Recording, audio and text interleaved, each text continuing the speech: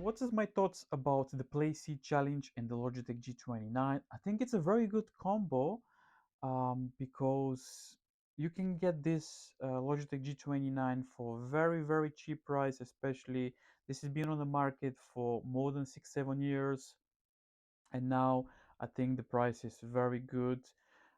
Also, the Playseat challenge is very good. You can find really nice deals. And for first sim racing rig and wheel, I think it's a very good no-brainer. You'll not be disappointed in terms of quality. Also, the seat is very comfortable as well. I didn't have any issues, any problems.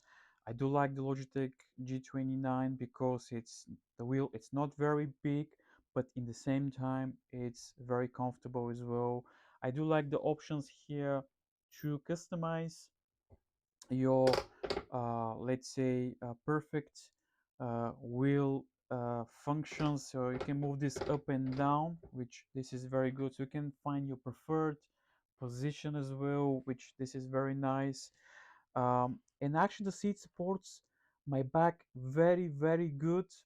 I did some long sessions here and I didn't have any issues. Overall, this is a very good setup if you're planning to get your first sim racing rig. So let me know, what do you think? If you have any questions, leave it in the comments down below. Do you agree with me? Do you think this is a very good option? Or do you think for first sim racing rig and wheel, there's a much better options there? I'm very curious to hear your thoughts in the comments down below. Thank you very much for watching, and I'll see you in the next video.